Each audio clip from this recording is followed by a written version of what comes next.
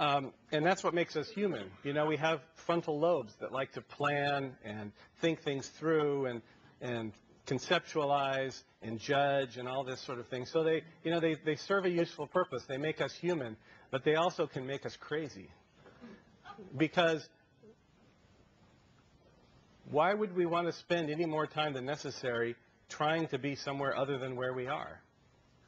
So I want you to that sounds all like kind of nice and pretty, you know, present moment, just live in the moment, all that. It's always something that sounds good and is a little harder in practice to do. But I want you just to take a moment, and you can stay right where you are.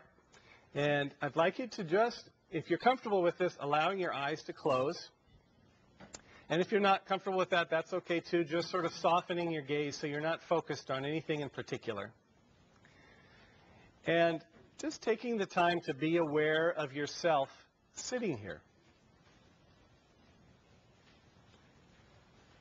Aware of the movement of your breath, the breath moving in and back out without you needing to do anything about it to make it happen.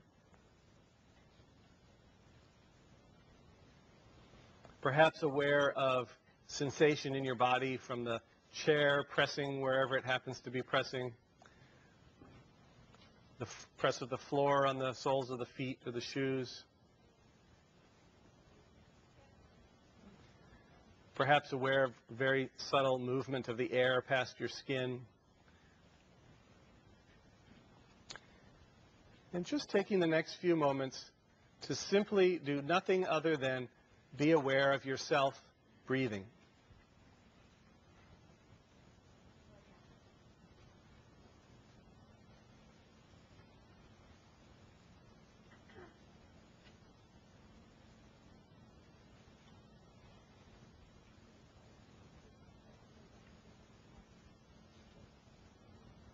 Always the opportunity to come back if your mind wanders.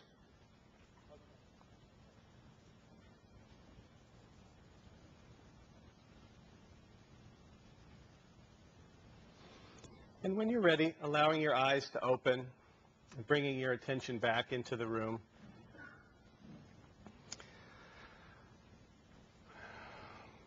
So who was able to stay on their breath the whole time? Okay. Great.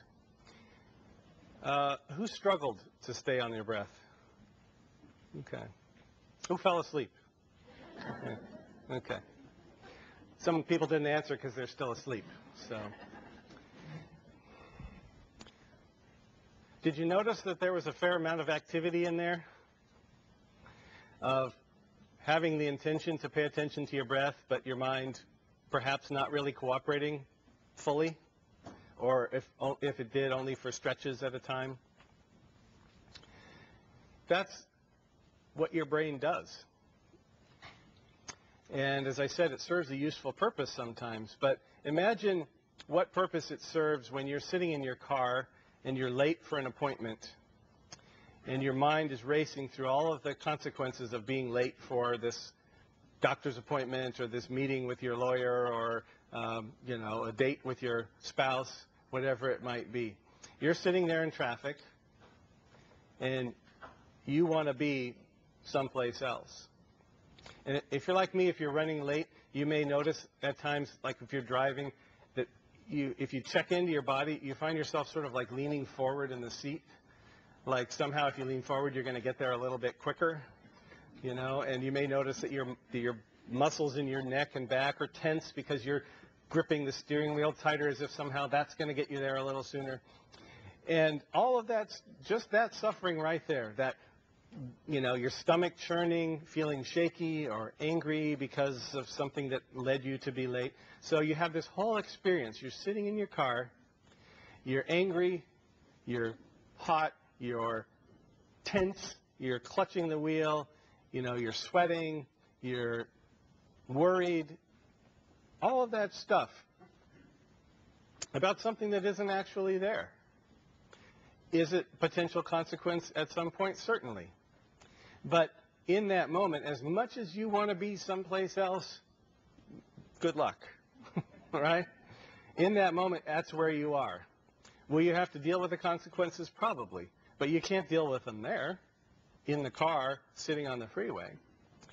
And this is not about sort of like, well, just forget about the consequences. Don't worry about the future. You know, the past is behind us. Just kind of live for the moment and disregard all of that other stuff. It's just actually, when you're in the moment, actually be in the moment.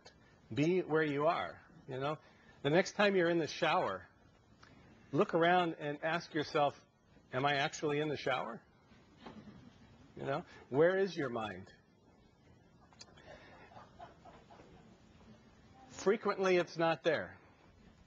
And any amount of sort of not being there introduces the possibility of suffering, because you're saying, well, this moment's not so good. I'd rather be in the one later. Or, you know, this is happening, but I'd really rather have something else. And there are these judgments that happen. You know, I'm having this, but I really wanted that. You know, I had a picture of a life that was, you know, disease-free, but I have this disease. It's all about these comparisons where our suffering comes from. I don't mean to imply that any of this is easy.